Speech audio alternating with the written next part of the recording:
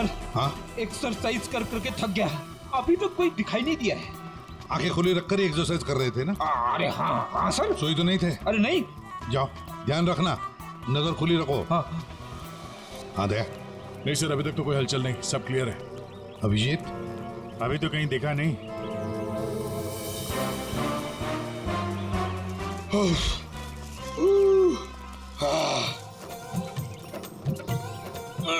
अबे कर क्या रहा है? हाँ एक्सरसाइज कर, बेटे कितना फिट हूँ, ये ले।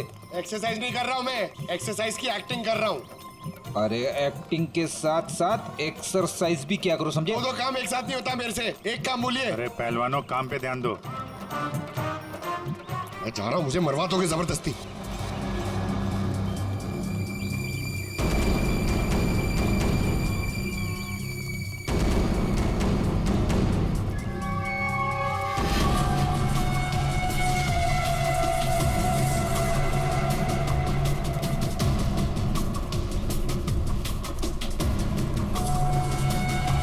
सर 15 राउंड मार लिया सर, बहुत प्यास लग रही है सर। वहाँ छाव में बैठ जाओ सर, 5 मिनट। सो जाओ, सो जाओ, जाओ। सोना नहीं सर, मैं थोड़ी देर रेस्ट।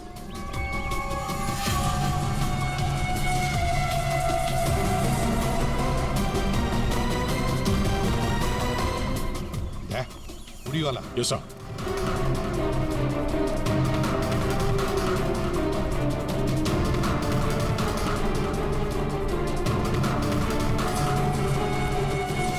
ये नहीं सर, ये वो नहीं है।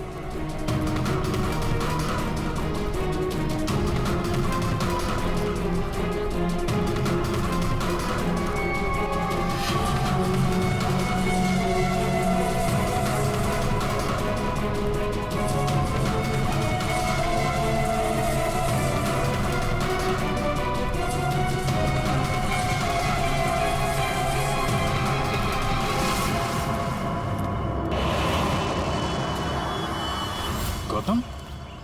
दया? गौतम?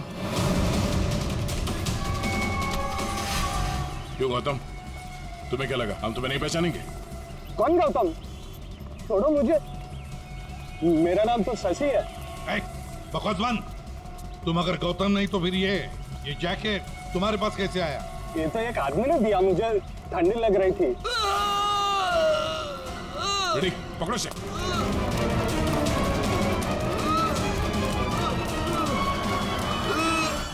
प्रणव, प्रणव, पंकज,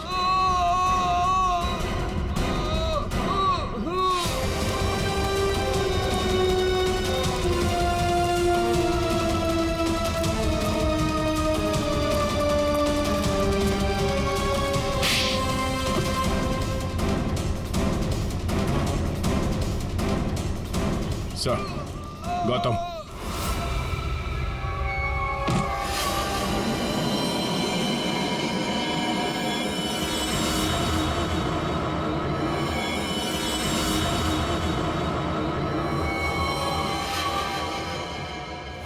देखो, मर जाएगा ही, इसे ठीक करो, ठीक करो इसे। नहीं, क्या कर दिया तुमने इसके साथ? मर जाएगा ये, ठीक करो इसे। आप मेरे बेटे को ठीक कर दीजिए, मैं इसे ठीक कर दूंगा। बोलिए, कर सकते हो अभी ईशान को ठीक? दे सकते हैं मेरे ईशान की जिंदगी उसे वापस? दे सकते हैं? देखो, मैं तुम्हारा दुख समझ सकता हूँ, इसको इसके किए की सजा मिलेगी, ईशान को इंसाफ मिलेगा, लेकिन इसको बचा लो तुम। अब इसके पास ज्यादा वक्त नहीं है, एक अच्छे इंसान की तरह सोचो, बचाओ इसे। सॉरी एसीपी, एक बाप बनकर मैंने अपने बेटे को इंसाफ दिलाया, अब एक आर्मी ऑफिसर बनकर मैं सच का भी साथ दूंगा। राजदीप, निमित और प्रणव, इन तीनों के मर्डर के लिए मैं अपने आप को सरेंडर कर रहा हूं। गौतम, बचाओ इसे, अपना पागलपन छोड़ दो। देखो गौतम, जिंदगी भर जेल में सड़ते बैठना पड़ेगा। ईशान के बिना जिंदगी बची कहां है?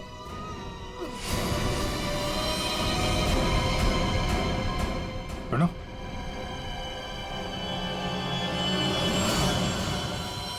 नहीं सर, ही इज नो मोर। ये क्या किया तुमने? बस जेल जाने से पहले एक आखिरी काम करना चाहता हूं।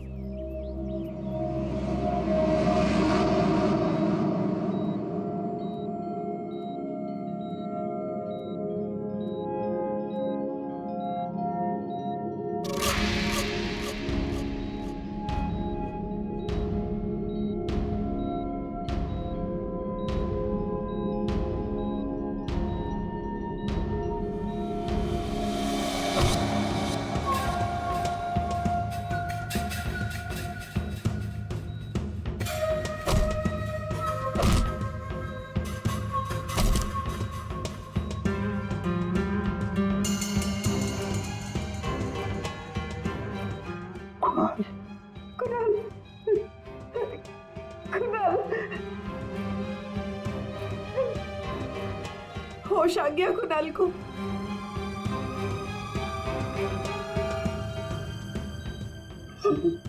कुणाल, अरे सविता भाभी है यार, मुस्कुराओ तो। प्रतिपत भैया, आज मेरा कुणाल आप ही की वजह से यहाँ है। बहुत बहुत शुक्रिया आप लोगों का। अरे नहीं नहीं भाभी, कैसी बातें करती हैं आप? ये तो हमारा फर्ज है। और फिर ये बंदा तो हमारा दोस्त है, इसे ऐसे ही थोड़ी जाने देंगे हम। कुणाल, तुम्हारे साथ मैंने जो भी किया उसके लिए I am really very sorry. मेरी दुश्मनी तुम्हारे साथ नहीं थी, बल्कि वो 3 लड़कों के साथ थी।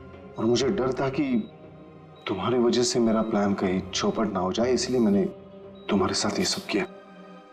I am really very sorry. दुश्मनी चाहे किसी के साथ भी हो गौतम, पर किसी की जान लेने का तुम्हें कोई अधिकार नहीं। बहुत बड़ी गलती की है तुमने। 3 लोगों की जानें ली। अब किए हुए कर्मों की सजा भी भुगतनी पड़ेगी तुम्हें। कड़ी से कड़ी सजा होगी तुम्हें।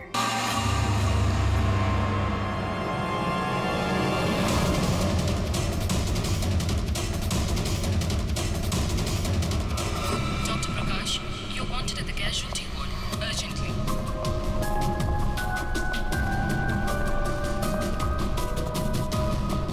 Dr. Vidya, please report to the gynecology ward immediately.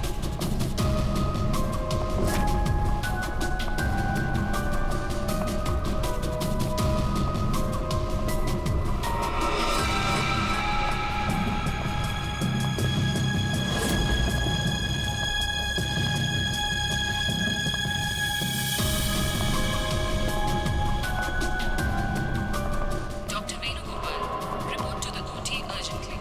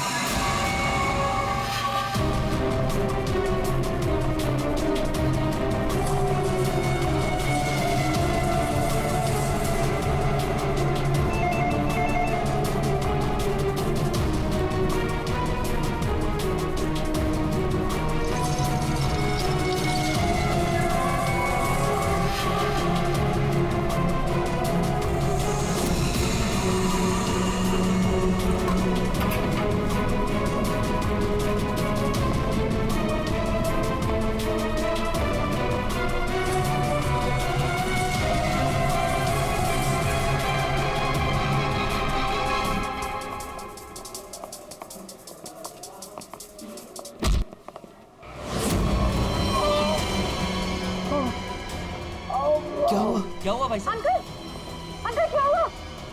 Uncle आप ठीक हैं? अंकल, क्या हुआ आपको सर? सर आप ठीक तो हैं? मैं अभी डॉक्टर को बुलाती हूँ सर। 1 मिनट।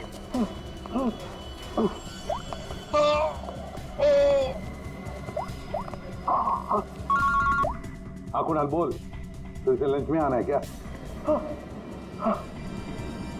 कुणाल, कुणाल क्या हुआ? ऐसे क्यों? हेलो कुणाल, क्या हुआ? मर्डर की रिपोर्ट लिख। मर्डर? किसका मर्डर कुणाल? और कहां पर हो गया? हाँ यार जरा ठीक से बताओ तो सही। मेरा क्या?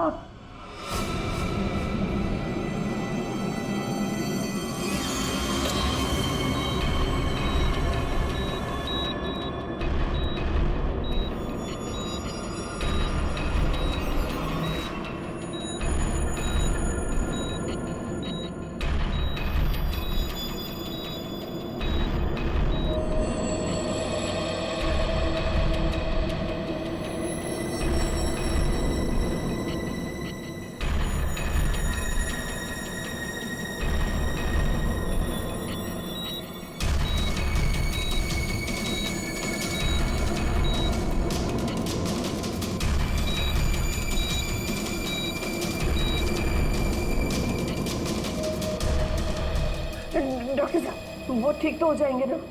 चेस्ट पर भारी प्रेशर आने से हार्ट पर बहुत ही भारी प्रेशर आया हुआ है। ठीक से ब्रेन को ब्लड भी नहीं मिल रहा है। I am sorry to say, लेकिन patient is in serious coma.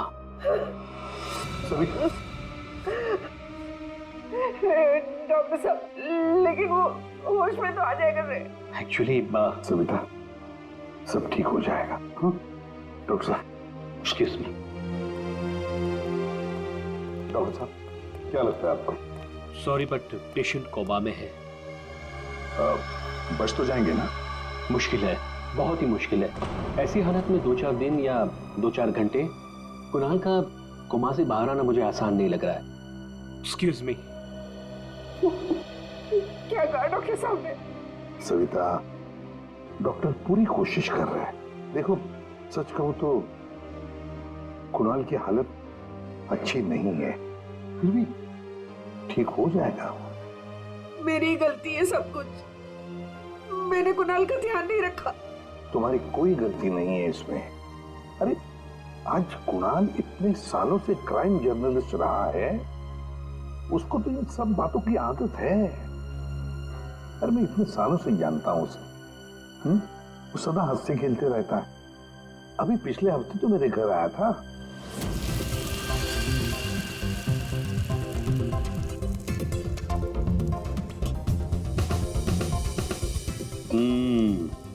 चख के देख लिया ठीक हुआ क्या नहीं? चल यार, बहुत भूख लगी है। तो हर चीज के अंदर इन्वेस्टिगेशन मत क्या कर। चल भैया, तुझे खाना खाने के लिए बुलाया तो फिर ठीक होना चाहिए ना सब कुछ।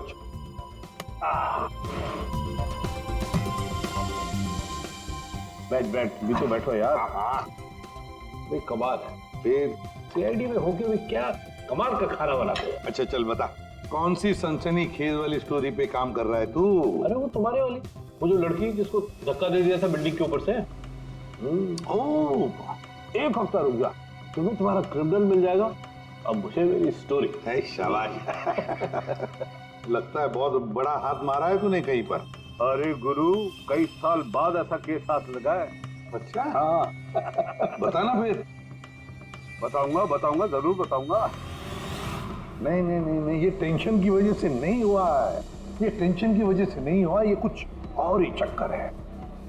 कुछ और ही चक्कर है। आपको पता है कुणाल जी किस स्टोरी पे काम कर रहे थे? वो कभी भी काम की बात घर पे नहीं करते थे, लेकिन हाँ वो आजकल परेशान बहुत रहते थे। आपने किसी के साथ फोन पे बात करते हुए सुना, या ऐसे कुछ बात करते हुए सुना कभी? मैंने उनको किसी से फोन पे बात करते हुए सुना था। कह रहे थे कि दिमाग ने परेशान किया है, दिमाग ने ये सब कुछ किया है। और अभी इनके दिमाग में खून जाना बंद हो गया। सर कोई कनेक्शन तो नहीं है? नहीं पूरी, कोई कनेक्शन नहीं है। दिमाग से कोई कनेक्शन नहीं है, ये कुछ और ही चक्कर है।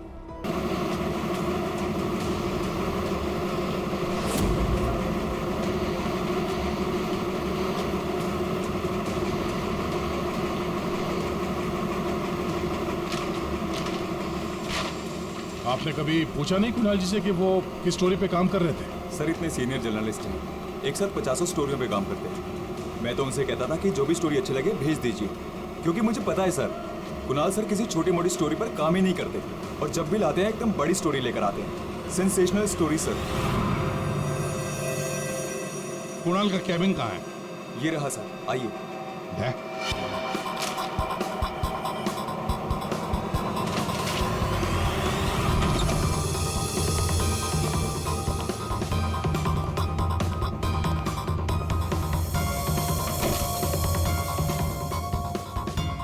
ये सारे पेपर्स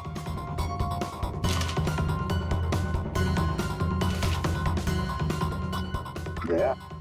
ये कुणाल कह रहा था कि 6 साल पहले किसी केस के बारे में उसे सनसनीखेज इंफॉर्मेशन मिली है। मुझे शक हो रहा है कि कहीं इसी 6 साल पहले वाली स्टोरी की वजह से उसको। सर अगर ऐसा है तो हमें यहाँ कोई ना कोई सुराग जरूर मिलना चाहिए। हाँ, देखते हैं अच्छी तरह से। देखो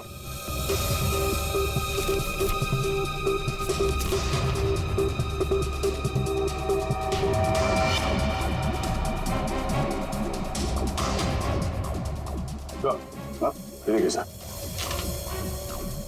यहाँ इस पेज पे कुछ अजीब से सिंबल्स बने हुए हैं।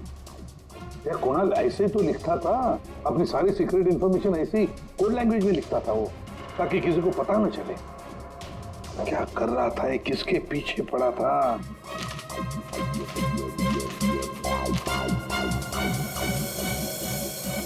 इस डायरी में ये अलग से मार्क किया हुआ है, ये 2016 की टाइप। ये सारी इंफॉर्मेशन उसी 6 साल पहले वाले केस के बारे में ही है। पंकज, ये सारी की सारी चीजें इकट्ठा कर लो, फिल्म विल सब कुछ, और ले चलो ब्यूरो। क्या कर क्या रहा था ये?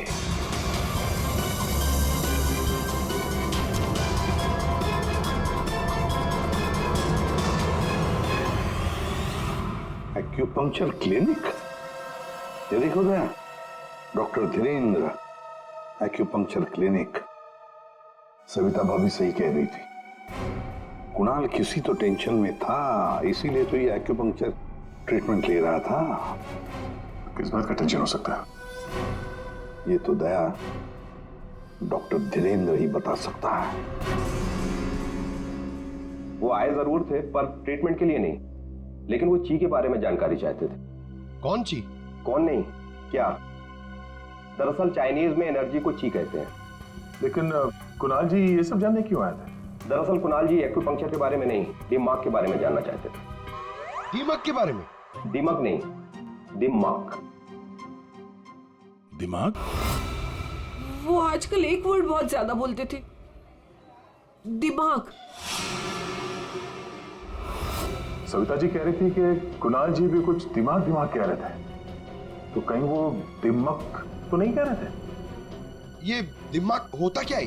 प्राचीन मार्शल आर्ट में सिखाया जाता था कि हमारी बॉडी में हार्ट, ब्रेन, लिवर सभी के स्पेसिफिक पॉइंट्स होते हैं। एक्यूपंक्चर के अलग, दिमाग के अलग। एक्यूपंक्चर में पॉइंट पर प्रेशर डालने से बीमारी को ठीक किया जाता है, जबकि दिमाग में पॉइंट पर प्रेशर डालने से बीमार किया जाता है या जान से मारा जाता है। दिमाग को टच ऑफ डेथ भी कहा जाता है। ऐसा भी कहा जाता है कि ब्रूस ली की मौत भी इसी से हुई थी। Bruce Lee? आपको आता है ये दिमाग? नहीं, पर मैं एक दिमाग एक्सपर्ट को जानता हूँ, शाओलिन कुंग-फू मास्टर उत्कर्ष।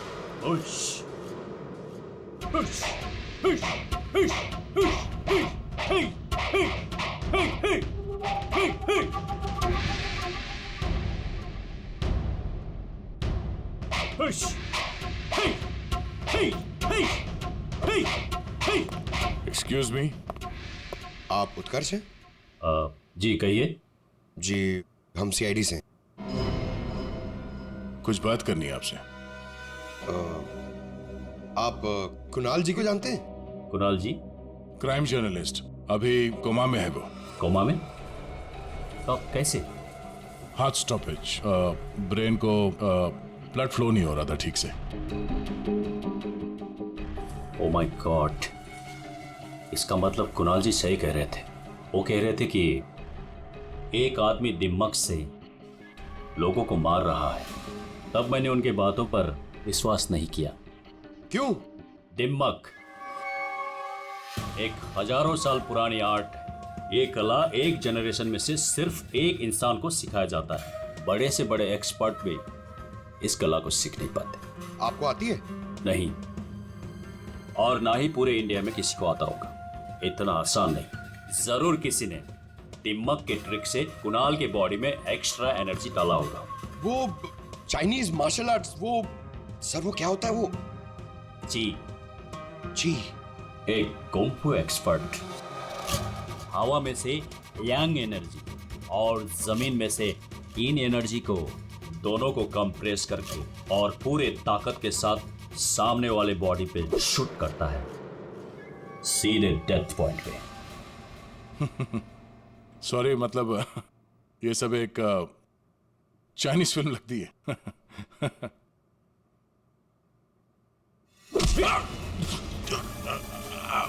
ये सर, सर क्या हुआ? ये है ब्रूस ली मूव। अरे अरे इनको जल्दी ठीक करो। ये क्या कर दिया तुमने? रिलैक्स, ये 1-2 मिनट में रिलैक्स हो जाएंगे। अपने मुट्ठी बंद करो।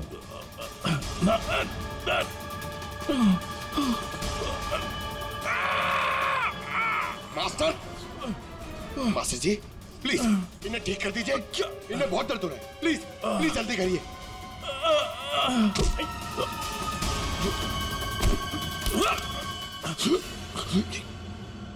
सॉरी सर, मैं तो सिर्फ आपको दिखाना चाह रहा था कि ये कितना खतरनाक है।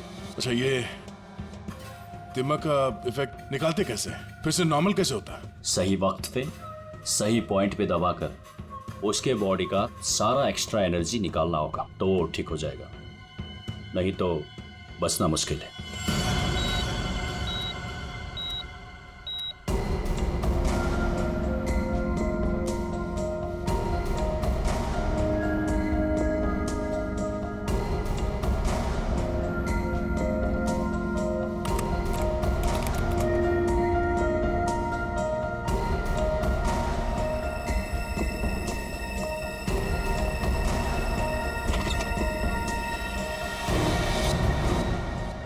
प्रतिपत भैया देखिए ना, वो डॉक्टर क्या कह रहा है?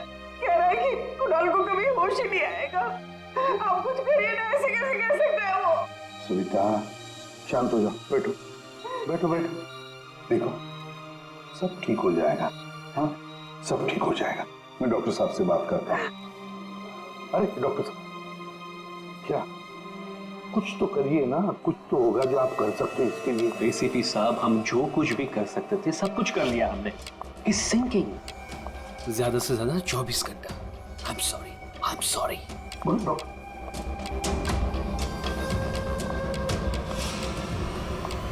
Excuse me, room number 6 please. Mister Kunal, मुझे उनसे मिलना है। कुणाल? तुम? अमीशा। तुम कुणाल को जानती हो? ऑफ कोर्स, वो मेरे मेंटर हैं, माय गुरु। कुणाल सर ने मुझे इंडिपेंडेंटली जीना सिखाया, वो भी अपने दम पे। कुणाल सर अगर मुझे घंटों तक ब्रेल नहीं पढ़ाते तो आज मैं लिटरेचर में एमए थोड़ी होती। अमीशा, तुमने एमए विद लिटरेचर किया, वो भी ब्रेल में पढ़कर? जी। ब्रेल? हाँ अभिजीत, ब्रेल। सारे कोर्स कुणाल ने ब्रेल लैंग्वेज में लिखे हैं। लेकिन सर ब्रेल तो डॉट्स पे लिखी हुई होती है, वो भी स्पेशल पेपर पे। कुणाल जी की डायरी तो प्लेन है, बिल्कुल सिंपल पेपर है। उसमें उन्होंने कुछ डॉट्स और कुछ सिंबल बनाए थे। ये कैसे ब्रेल हुआ? अभी बताता हूं। पंकज, एक चार्ट पेपर लेकर आओ Amisha. Sir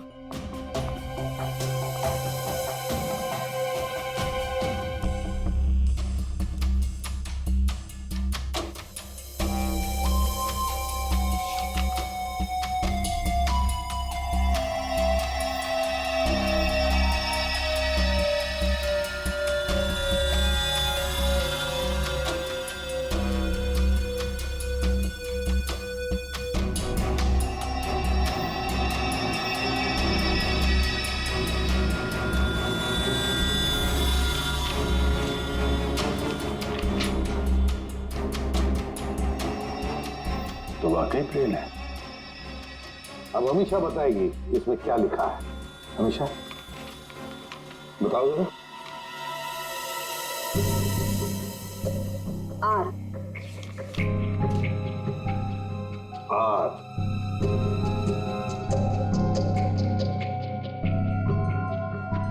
A. A. J. D.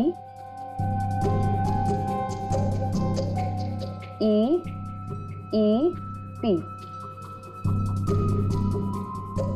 N I M ई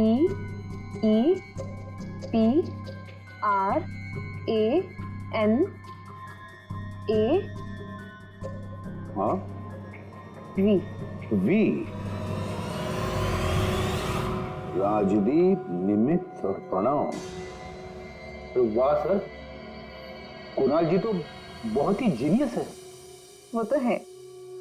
ये तीनों हो कौन सकते हैं जिनका नाम कुणाल जी ने इतनी सीक्रेटली डायरी में लिखा हुआ था? अभिजीत, पता नहीं क्यों मुझे ऐसे क्यों लग रहा है कि ये तीनों नाम, ये राजदीप, निमित और प्रणव, कहीं ना कहीं तो सुने हैं। कहां पर? पंकज, काम करो, क्रिमिनल रिकॉर्ड चेक करो, देखो ये तीनों नाम निकलते हैं क्या उसमें। सर, हाँ। मैंने अपना काम कर दिया, अब प्लीज मुझे हॉस्पिटल छोड़ दीजिए, मुझे कुणाल सर को मिलना है। हाँ, मगर अमीशा, हम सब की तरफ से थैंक यू वेरी मच। अगर तुम नहीं होती तो ये कोड वर्ड हम डिकोड नहीं कर सकते। Thank you.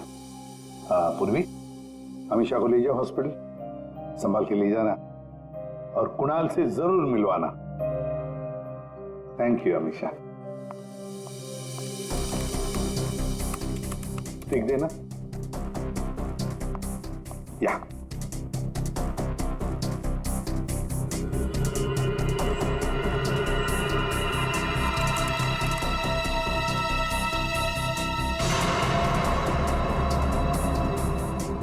सर, हमारे रिकॉर्ड में ये कोई भी नाम नहीं है सर। रिकॉर्ड में कोई नाम नहीं?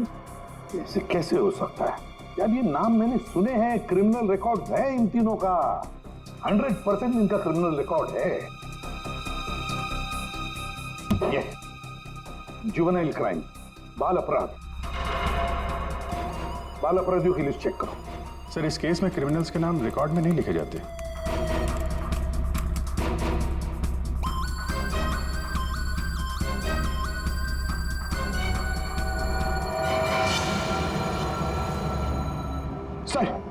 सर मिल गया सर। सर, जुवेनाइल केसेस में तीनों के नाम रजिस्टर्ड है, राजदीप, प्रणव और निमित। Juvenile home.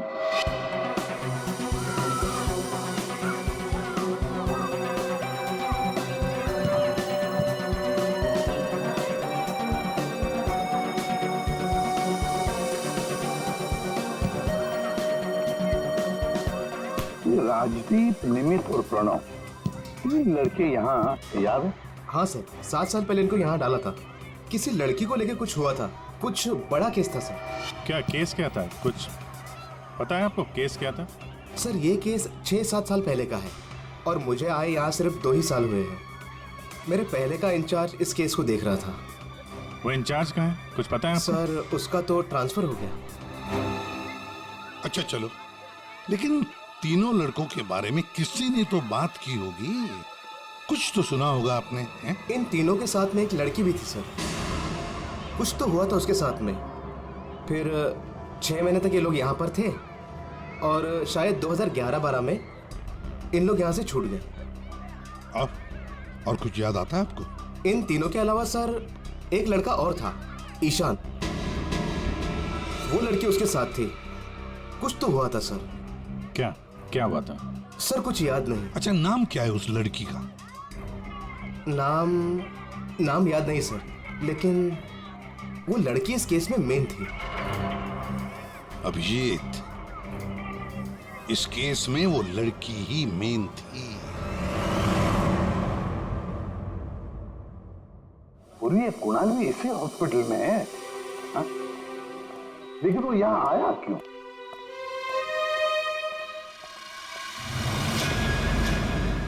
निधि, आप लोग? निधि, हम लोग CID से हैं।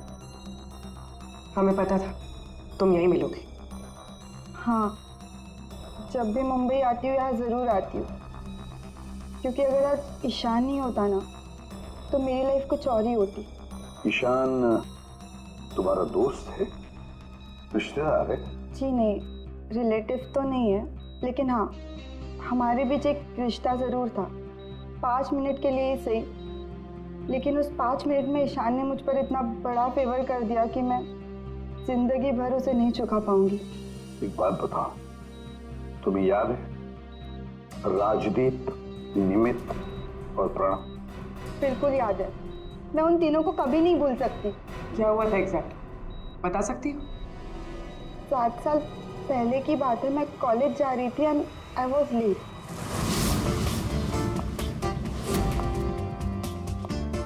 रिक्शा!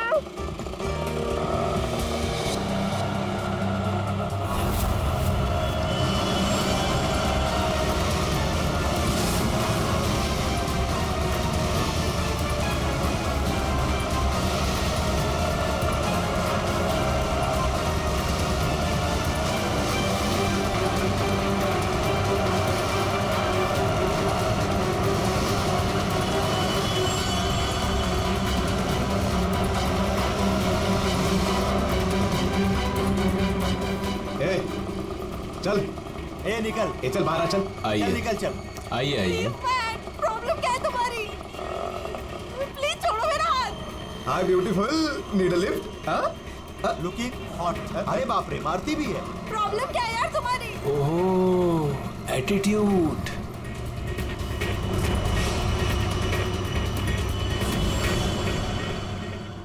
ईशान फिर अकेले उन तीनों से लड़ पड़ा, सिर्फ मेरे लिए। क्या प्रॉब्लम है? ए हीरो ए तू निकल यहाँ से। और सुन, ये हेकड़ी अपने साथ लेकर जा, समझा ना? एक बार बोल रहा हूँ, निकल यहाँ से, नहीं तो पुलिस को बुलाऊंगा। तुझे देख लूंगा, बोला ना? चल राज, देख लूंगा राज मैं। चल चल, बाद में देखेंगे इसको।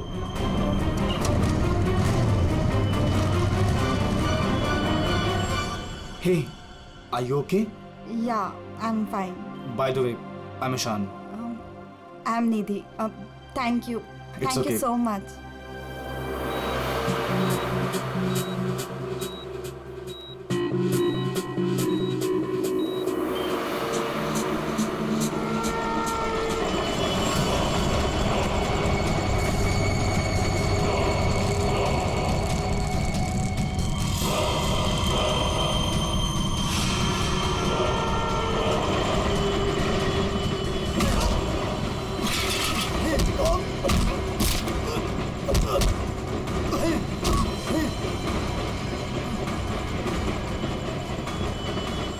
और उन तीनों ने ईशान को बुरी तरह मारा, और आज मेरी वजह से ईशान कोमा में चला गया। मेरी वजह से आज इतनी बड़ी पनिशमेंट मिली है ईशान को। और उन तीनों का क्या हुआ? कुछ नहीं। पर वो तीनों तो जेल गए थे ना, सजा हुई थी ना उनको? हाँ, लेकिन बस कुछ महीनों के लिए। उसके बाद वो फर्दर स्टडीज के लिए अब्रॉड चले गए। अच्छा, वो तीनों कहाँ होंगे इस वक्त? कुछ पता है तुम्हें? अब्रॉड जाने के बाद उन तीनों का कोई अता पता नहीं है। ईशान से तुम्हारे अलावा और कोई मिलने आता है? हाँ, ईशान के डैड रेगुलरली आते हैं, लेकिन कुछ दिनों से वो आए नहीं। उसके अलावा तो और कोई नहीं आता। कहाँ रहता है ईशान? एड्रेस है तुम्हारे पास? जी हाँ। पूर्वी, चलिए सर।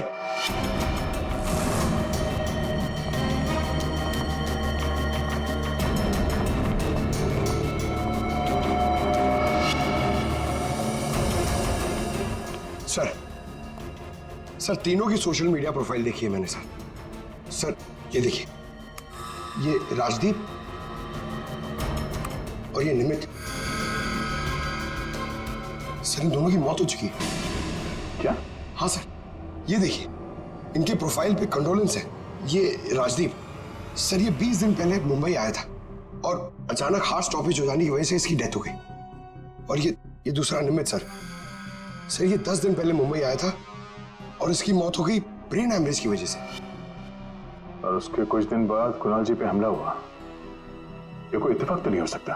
सर, शायद कुणाल जी समझ गए होंगे कि ये दोनों नेचुरल डेथ से नहीं, दिमाग से मरे। हाँ सर, शायद कुणाल जी को पता चल गया होगा कि राजदीप और निमित को किसने मारा है। इससे पहले कि वो किसी को बताते, उन पे ही किसी ने अटैक कर दिया। और वो लड़का प्रणव, उसका क्या? सर, वो आज शाम अब्रॉड से बॉम्बे आ रहा है सर, मतलब उसकी जान को भी खतरा है? है सर। इन्हें मार कौन रहा है? वैसे ईशान और उसके पिताजी गौतम यहीं रहते थे ना? जी सर। कैसे लोग थे वो, कुछ बता सकती है? सर, दोनों ही दिल के बहुत अच्छे इंसान हैं, खासकर गौतम जी। मैं तो उनकी पड़ोसी हूँ, मैं उनको बहुत अच्छे से जानती हूँ। ये गौतम जी आर्मी ऑफिसर थे क्या? जी हाँ सर, तभी तो इतने डिसिप्लिन थे और हमेशा कहते हैं कि ना किसी का बुरा करो, ना किसी का बुरा होने दो। इनफैक्ट उनका बेटा ईशान बिल्कुल उन्हीं की तरह है सर। वैसे गौतम तो यहाँ रहते नहीं है ना? कहाँ हो सकते, कुछ पता है आपको? जी नहीं सर, दरअसल वो अपने बेटे को लेकर बहुत परेशान थे। वो खुद को संभाल ही नहीं पा रहे थे, रात भर जागते रहते थे, सोते ही नहीं थे। और अचानक एक दिन वो गए तो फिर लौट कर ही नहीं आए।